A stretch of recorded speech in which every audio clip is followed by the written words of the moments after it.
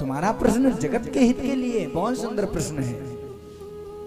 और तुमने तो ऐसा मन में विचार किया है, शिव प्राप्तिर्भवित, शिव की प्राप्ति तो आपको हो जाएगी। ये एक ऐसा ग्रंथ है जो बड़ा श्रेष्ठ ग्रंथ है।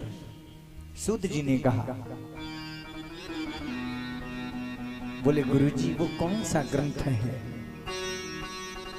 बोले जिसका नाम है शिव, आहा, जिसका स्वरूप ही कल्याण का रास्ता प्रशस्त करता है। बोले गुरुजी तो ये कैसे प्राप्त होगा? बोले सुनो, एक ऐसी पुराण है जिसका नाम है शिव महापुराण। जिस कथा को सुनने के लिए निश्चित ही कल्याण प्राप्त होता है, कोई संशय नहीं है। अरे ये तो उनकी कथा है जो महाराज एक लोटा जल चढ़ाते हैं हैंडपंप का, सो भी खुश हो जाए। कोई भांग धतूरा भी चढ़ा दे फिर भी प्रसन्न हो जाए, प्रसन्न चित्तम विधाय। और कोई महाराज लड्डू पेड़ा चढ़ा दे फिर भी खुश हो जाए। कुछ ना पाए महाराज, विल्व पत्र भांग धतूरा ही नोच के चढ़ा दे फिर भी बड़ा प्रसन्न हो जाए। बोले ऐसी कथा केवल एक है जिसका नाम है शिव महापुराण की कथा।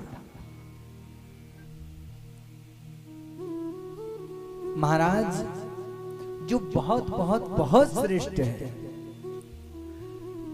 जिस शिव महापुराण में महाराज 464 अध्याय हैं,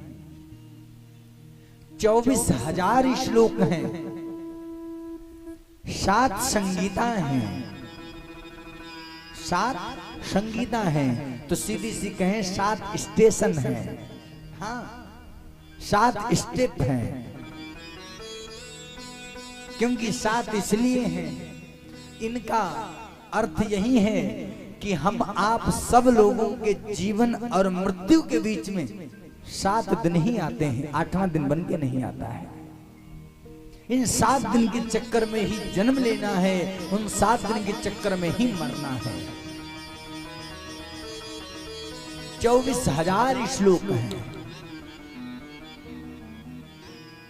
एक बात बताएं कि एक एक श्लोक, एक एक अक्षर शिव है। शिव महापुराण का एक अक्षर भी यदि एक श्लोक भी कान में पड़ जाए तो ये समझ लेना बड़ी कृपा है। हाँ, किसी ने पूछा इतनी पवित्र कथा, इतनी श्रेष्ठ कथा? बोले हाँ। बोले ये मिलती फिर कैसे है? बोले ये भोले बाबा की कथा है, जो प्रधान देवता है, जिनका स्वरूप है बड़ी जल्दी प्रसन्न होने वाले हैं, जिनका एक और नाम है आशुतोष। आशुतोष, अच्छा आशुतोष का मतलब क्या है बताएं? आशु शीघ्रम तुष्यति आशुतोषः, जो बड़ी जल्दी प्रसन्न होने वाले हैं। हाँ? ऐसे भूत भावन भोलेनाथ की कथा। सूत जी महाराज को ये प्रश्न बड़ा बढ़िया लगा, बड़ा सुंदर लगा ये प्रश्न। कहने लगे महाराज, ते मनुष्याम न मंतव्या रुद्राय न संशया, ते मनुष्यान मंतव्या रुद्राय न संशया। बोले ये रुद्र भगवान की कथा है, ये रुद्र भगवान की कथा बड़ी कल्याणकारी कथा है, जिसमें संशय करने का विषय नहीं है। और एक बात याद रखना, शिव महापुराण की कथा में, कथा को सुन करके जो व्यक्ति संशय करता है, जो निंदा करता है, उसको श्वान कुत्ते की योनि प्राप्त होती है। हाँ, जो प्राणी इस कथा को सुनकर के संशय करता है या जो निंदा करता है, क्यों? जिसने ये पूरी दुनिया बनाई, जिसने हमको बनाया, आपको बनाया, दुनिया को बनाया, क्यों? उसमें हम लोग काय को कमी निकालें, और कमी निकालेंगे तो हमारा कुछ नहीं बिगड़ेगा। जिस दिन उसने कमी कर दी, हम आपकी जिंदगी में उस दिन बहुत कुछ बिगड़ जाएगा। हाँ, विचार करें, उसने थोड़ी सी कमी कर दें, क्या मतलब?